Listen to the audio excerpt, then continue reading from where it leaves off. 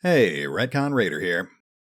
So, E3 has come and gone, and, while I will say that I was a little underwhelmed by this year's presentations, there was still a fair amount of interesting new information about the handful of games that I'm actually following. While most of it was pretty tame, one game that really ended up jumping out at me was Wasteland 3 from InXile Entertainment. That's a game that's near and dear to my heart, because Wasteland 2 was actually one of the very first crowdfunding projects that I ever backed. In fact, one of the very first videos I ever made was about Wasteland 3, over 2 years ago, essentially just paraphrasing everything we knew about the storyline at that point. I always intended to follow that up with additional videos, further exploring the story and gameplay mechanics. Unfortunately, InXile never really released much in the way of additional info. Oh, sure, they put out the occasional monthly or bi-monthly update, but they were generally so vague that there really wasn't much there for me to work with. Thankfully, as of this year's E3, that has definitely changed. That said, let's not beat around the bush here. Today, we'll be taking an in-depth look at the brand new 74-second gameplay trailer that InXile just released. Now, it is only 74 seconds long, but they managed to fit a truly remarkable amount of content into a very small package.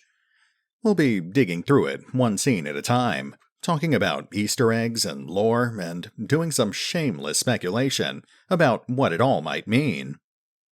Oh, and just a quick heads up, but there are going to be a few spoilers mixed in here, which I've gleaned from official updates and past developer commentary. It's mostly stuff related to early game content, so it definitely shouldn't spoil the entire game. But for those who are trying to avoid even the smallest spoilers, consider yourself warned. That said, let's get started. Razors? I see you in a donkey's age! Welcome to beautiful Colorado, home to the Purple Mountains Master G of the Rockies! Okay, so first up, we've got the narrator for the trailer, an actual drunken hobo named Scotchmo. For those of you who haven't actually played Wasteland 2, Scotchmo was one of several recruitable characters in the previous game.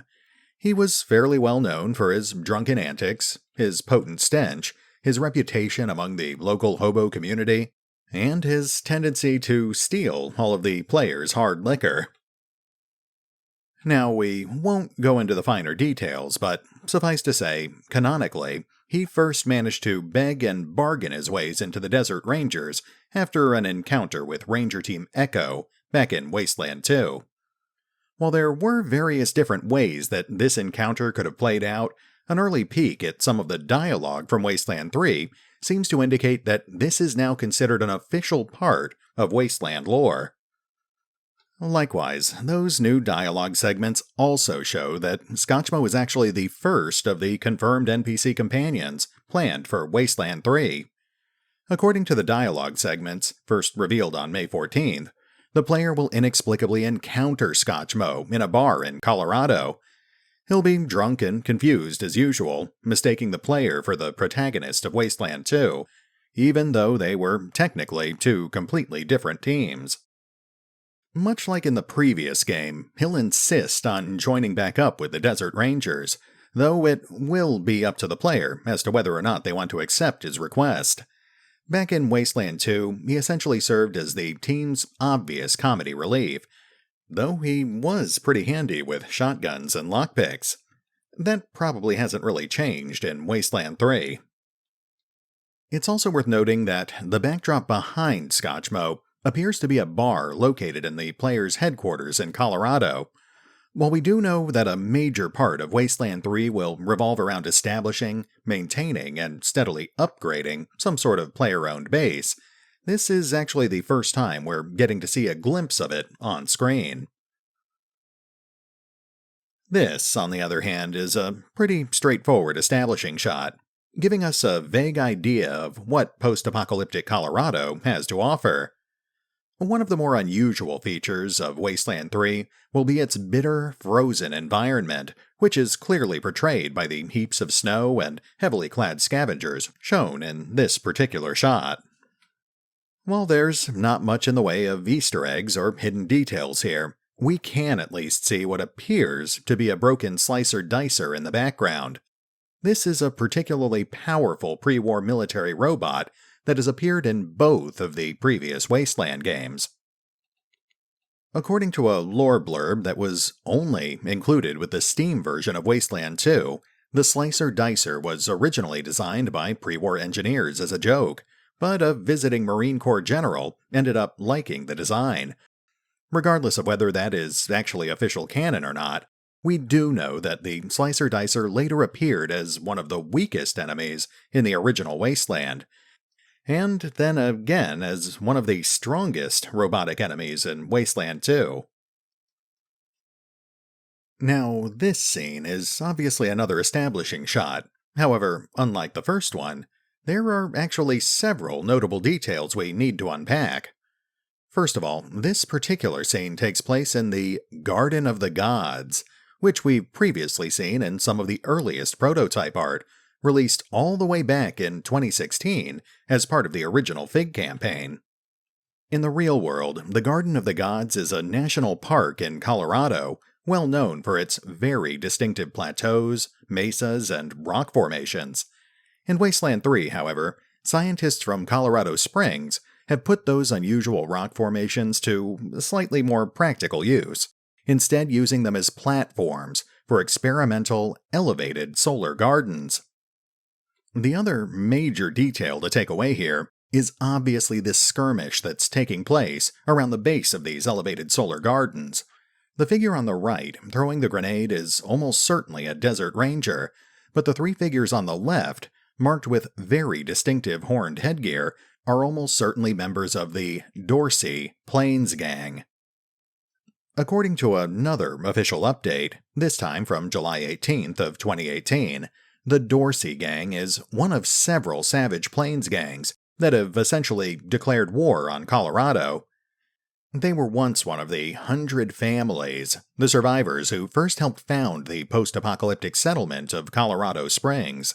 However, they ended up somehow crossing the Patriarch, the mysterious and powerful ruler of the Colorado territories, which appears to have resulted in their entire clan being exiled. In Wasteland 3, the Dorsey Gang will be featured as one of the earlier, weaker groups of antagonists. While they are obsessed with getting revenge on Colorado Springs in general, and the Patriarch in particular, they've also essentially formed their own doomsday cult. They firmly believe that by wiping out the last remnants of America, they can bring about something called the Final Deluge, which will somehow allow them to renew the world. While we don't really know just how much they'll be involved in the final campaign, one thing we do know is that the player will end up confronting them in the Garden of the Gods. Having just recently attacked Colorado Springs, the Dorsey Gang will retreat to the garden with a fresh batch of hostages.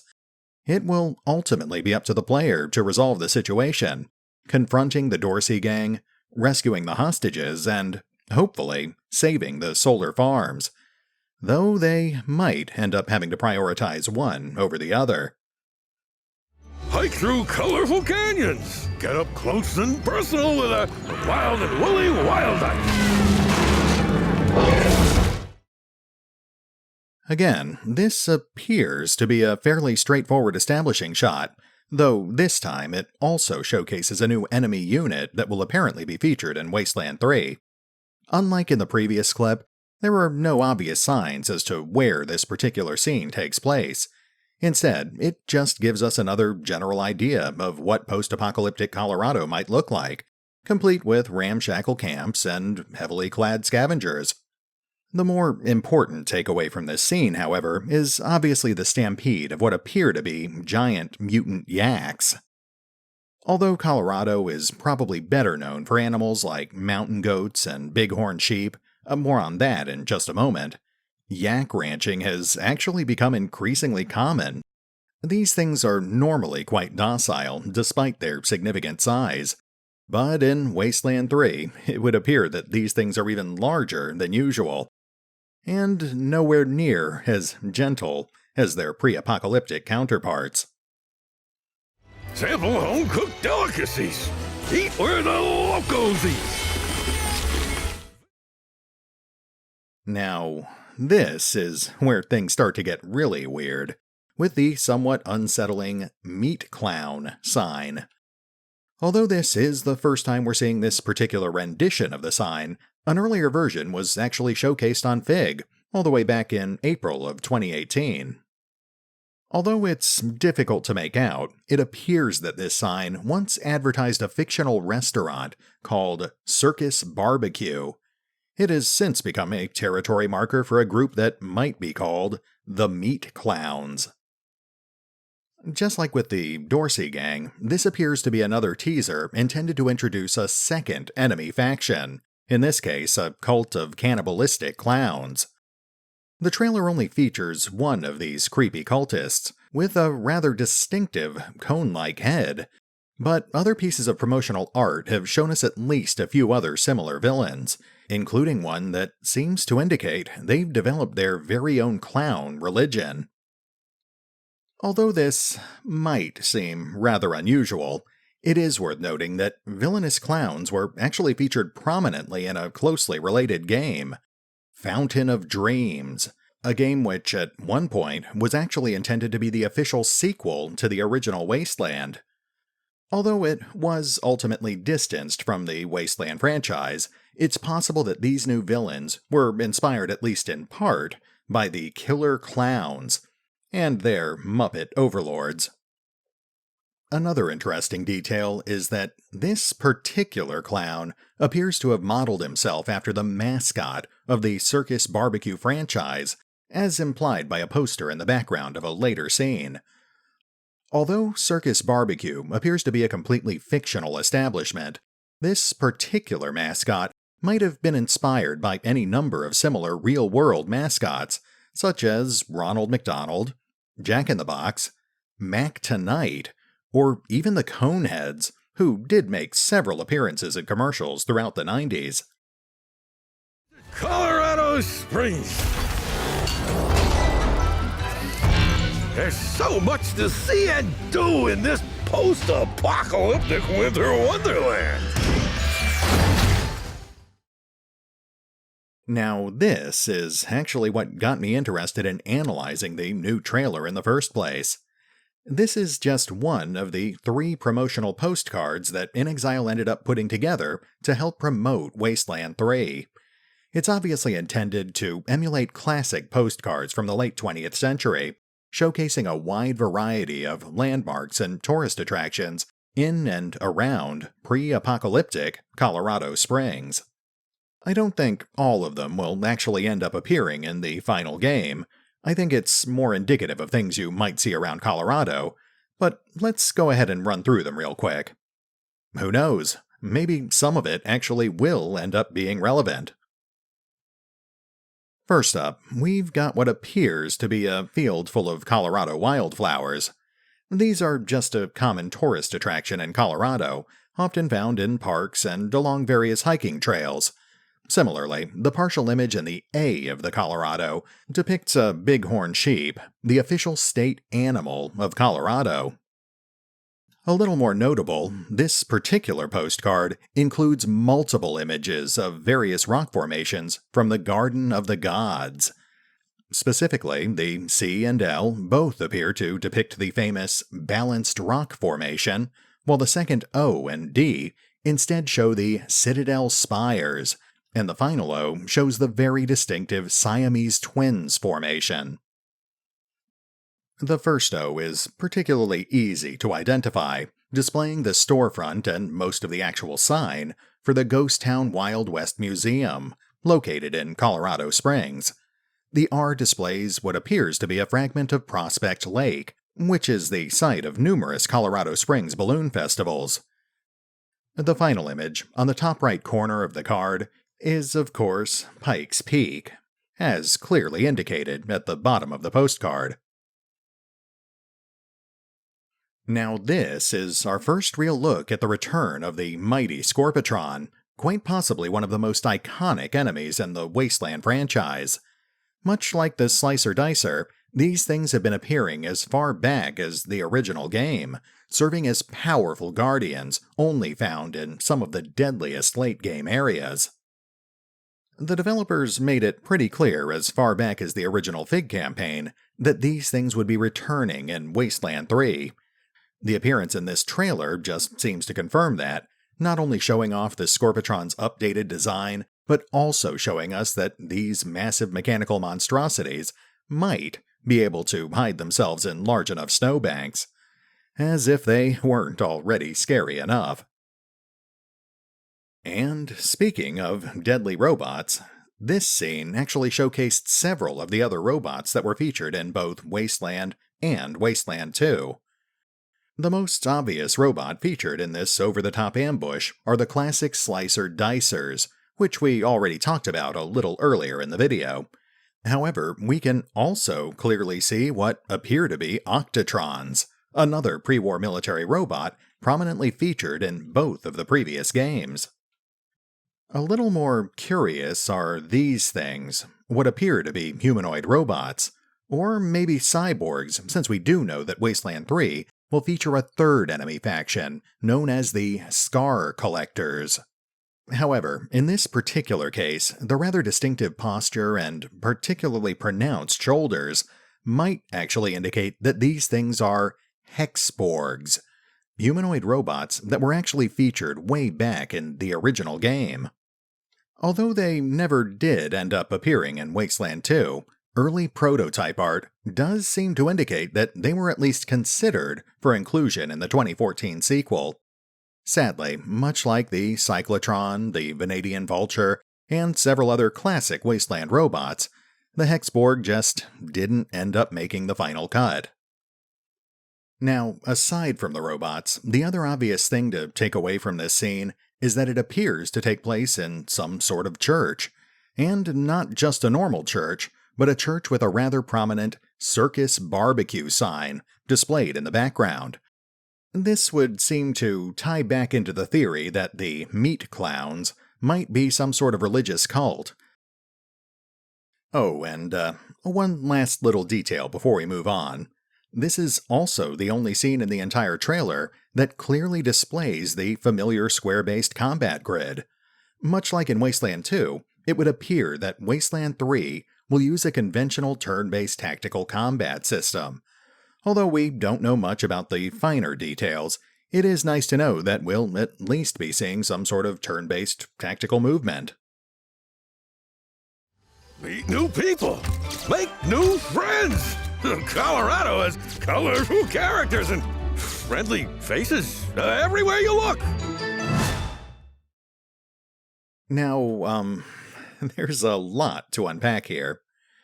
First of all, it's worth noting that most of these photographs are likely actual in-game assets, many of which are probably intended for use in the new, completely animated and voice-acted dialogue system. That's probably something we'll talk about in a future video, but for now, let's just see if we can figure out who at least some of these people actually are. We'll start with the easy ones.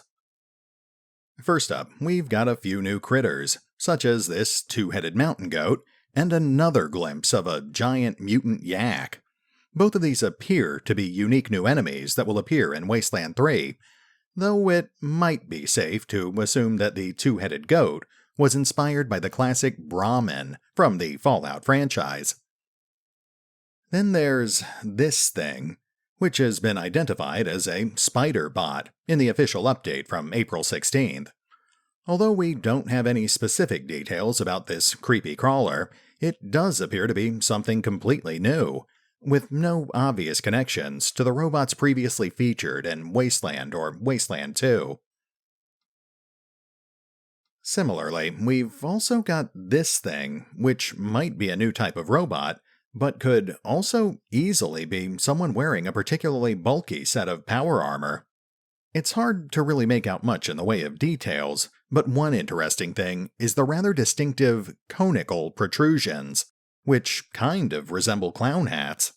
Although it's pure speculation on my part, it's possible that this thing is some sort of heavily armored clown unit, especially if the earlier scene is any indication that the cannibalistic clown cult uses pre-war robots to help protect their territory.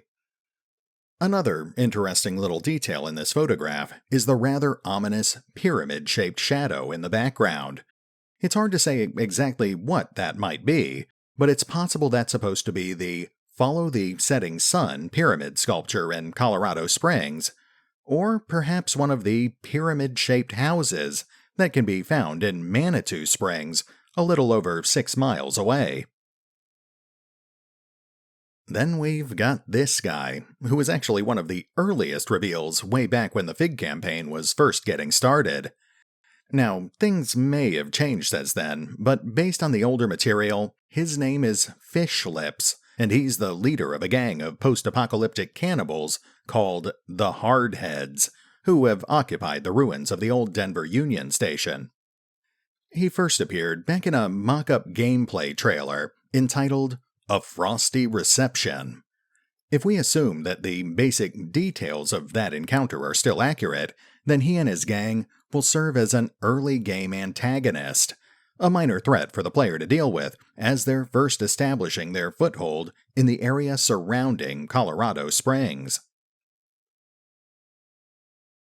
And speaking of Colorado Springs, that brings us to Mctavish here. He was actually the focus of a more recent update from May 14th.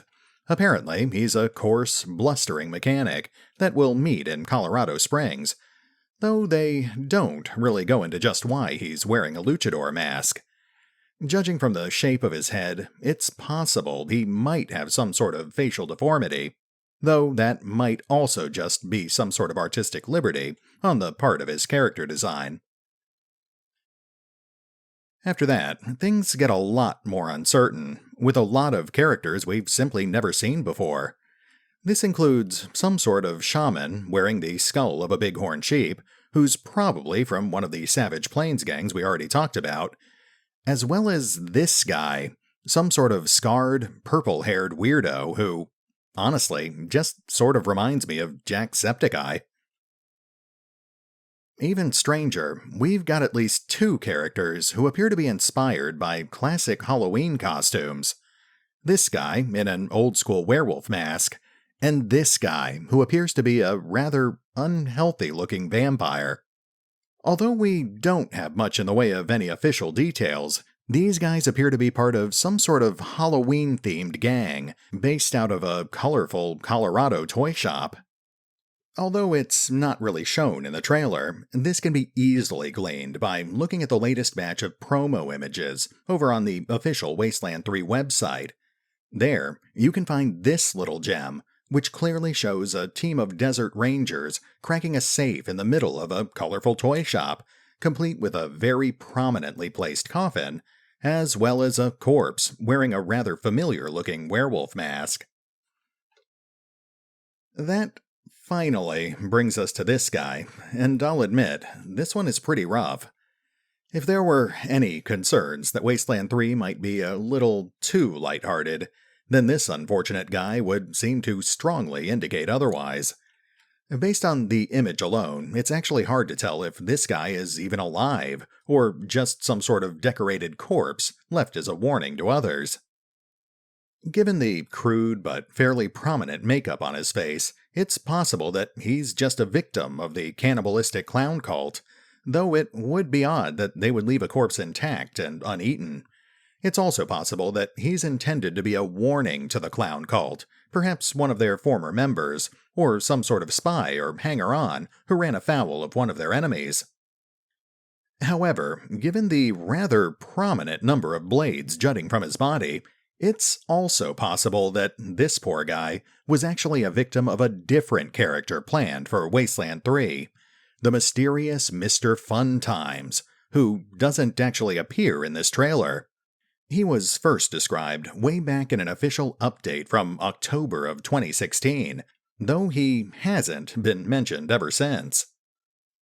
There, he described himself in altruistic terms, freely distributing special pins that would mark the people who were under his protection. If anyone harmed one of the people marked by his pins, then he claimed he would pay them a nighttime visit with his little box of knives. All he asked in return was an unspecified future favor, nothing outrageous, of course, just what he referred to as a little favor between friends. Then we've got this, the second of the 3 promotional postcards. Once again, this postcard is more intended to represent pre-war Colorado as a whole, rather than specific people or places that are guaranteed to be featured in the final game. Now, first up, we've got the background image, which clearly shows the old El Paso County Courthouse in Colorado Springs.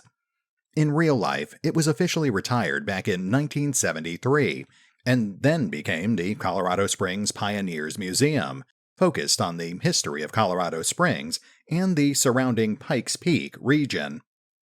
Since we do know that Colorado Springs will serve as one of the major quest hubs in Wasteland 3, it's possible that the old courthouse will serve a very similar purpose, recounting the history of the Patriarch, the 100 families, and the post-apocalyptic community that they all built together.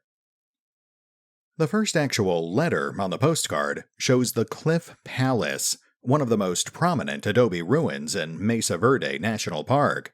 These ancient Puebloan ruins are thought to have been constructed as far back as 1190 AD, and while there's no guarantee that they'll be appearing in Wasteland 3, it is worth noting that they were going to be prominently featured in Project Van Buren, the cancelled sequel to the original Fallout games that I've talked about in some of my other videos.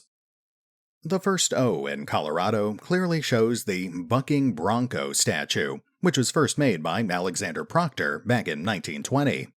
Although the statue itself might not end up making it into the final game, we do know that the ruins of Denver will also be prominently featured in Wasteland 3. Much like Colorado Springs, the ruins of Denver are intended to be another major quest hub, housing some of the game's most eccentric factions, such as the Gippers, a cult that worships God President Ronald Reagan. Next, we've got the L, which in this case shows us the very distinctive amphitheater at Red Rocks Park. Located in Jefferson County, Colorado, the park would be just outside the ruins of Denver. Known for its towering red sandstone outcrops, this park was once known as the Garden of Angels, and then later, the Garden of Titans, and it was used by historic Indian tribes as a favored campground. Then we've got the second O, and I'll be honest, I'm not actually very confident that I've got this one figured out. I think that's supposed to be the Argo Gold Mine and Mill, which would make sense, because part of Wasteland 3 will be focused on locating and securing resources for the Desert Rangers. However, the buildings don't seem to quite match up, so feel free to let me know in the comments below if you think you've got it figured out. Then there's the R, and thankfully, this one was a lot easier to identify. This particular image shows us a very distinctive Henschel & Son 040 steam locomotive, currently on display in Cripple Creek, Colorado. This is a region roughly 20 miles west of Colorado Springs, well known for both its antique trains, as well as a large collection of frontier-era ghost towns. Next we've got the A, which was actually pretty tricky to figure out. This image depicts the Peterson Air and Space Museum, which is located in the Peterson Air Force Base in Colorado Springs. In the real world, this is also the home of both the Air Force Space Command as well as NORAD, pretty much guaranteeing that it will be a prominent location featured in Wasteland 3. It's also somewhat interesting to note that this particular image seems largely focused on the Lockheed EC-121 Warning Star radar plane, which is on display at the museum. These planes were most notably used for intelligence gathering, as well as an airborne early warning system during the height of the Cold War. Then we've got the next letter, which clearly shows us a fragment of the Colorado State Capitol building, located in Denver, Colorado. Although we haven't really heard anything about it being in Wasteland 3, it is worth noting that it appeared in 2 of the earliest concept images, collapsed and partially rebuilt, and apparently under fierce guard by multiple Skorpa Trons. Finally, that brings us to the last letter, and again, this one was fairly easy to figure out. That image fragment is clearly part of the Denver Union Station, which was also featured in the original teaser trailer, A Frosty Reception. That's where Fishlips and the Hardhead Gang are holed up, and it will likely feature as a very early encounter in the game's full campaign. Our beautiful airport! And don't forget to pick yourself up a nifty souvenir! Now, this is a particularly fascinating segment, which shows what appears to be the Denver Airport Commune. The developers have previously talked about this location in official updates as far back as March of 2017. Located on the eastern outskirts of the Denver ruins and just south of the Gipper stronghold, the Denver Airport Commune is home to a colony of artists, hackers, mad scientists, and other eccentric individuals. As shown in the picture, they've essentially transformed the entire facility into one big canvas for their various pet projects. This is likely to be one of the game's more prominent quest hubs, with quests related to those various pet projects. It's also outright stated in one of the official updates that one of the more common pastimes in the commune is to actively spy on the Patriarch and the other residents of Colorado Springs. That might make the airport commune a valuable source of information, or the unfortunate catalyst for a major conflict between 2 of the more prominent settlements. One of the more obvious and fascinating details about this image is the presence of a graffiti-covered space shuttle, which has been identified as the Space Shuttle Atlantis. In real life, the Atlantis was first completed in 1985 and was used in 33 separate space missions before finally being retired to the Kennedy Space Center in 2011. In the Wasteland universe, however, the world ended in the year 1998. It's stated that the Atlantis instead made its final landing at the Denver airport sometime after the global thermonuclear war. And based on this image, it's probably safe to assume that it was then converted into some sort of lab or living facility. Another obvious takeaway from this particular image is yet another classic robot, this time the funky Disco Bot, which was heavily featured in Wasteland 2. According to another lore blurb that was exclusive to the Steam version of the game, these robots were essentially civilian model Octatrons, with their weapon systems removed and replaced with high-end audio and lighting systems. According to the lore, they were remarkably unsuccessful on the civilian market, eventually leading Findlay Tech to once again modify them for military use. Rather than simply converting them back into conventional Octatrons, they instead equipped them with advanced target painting software, allowing them to essentially repurpose their integrated light and sound systems for use on the battlefield. Although a little less clear, this might actually be a Robot Killer, another classic robot design featured in both Wasteland and Wasteland 2. Much as it sounds, these are your basic run-of-the-mill pre-war military robots. They're pretty straightforward, equipped with some sort of advanced targeting software, as well as a rapid-fire plasma weapon. Given that the airport commune is home to both hackers and scientists, among other things, it's probably safe to assume that these robots are all part of their improvised security system against would-be invaders. It's also possible that they're specifically guardians for whatever's inside that spaceship. Who knows? Given that we've got both a spaceship and the Air Force Space Command, it's possible that Wasteland 3 might involve sending something into space. After that, the final 2 scenes are likely intended to showcase some of the game's more spectacular combat effects. The main focus in both of these scenes are the rocket launcher explosion and the flamethrower effects, with little else in the way of prominent details. In the first clip, it is at least worth noting that one or two of the random bystanders appear to be Scar Hunters. We know very little about these guys at the moment, aside from the obvious fact that they're cyborgs. One of the more recent promotional images does seem to imply that these guys are one of the four planned enemy factions, but we won't know that for certain until we get more in the way of details. As for the second clip, we can at least see that it appears to be some sort of hiking trail, just outside some sort of local dam and reservoir. Unfortunately, Colorado is home to numerous reservoirs, many of which also feature hiking trails and scenic lookouts. Assuming this is in fact a location planned for the final game, there's no current way to actually narrow down where it might be.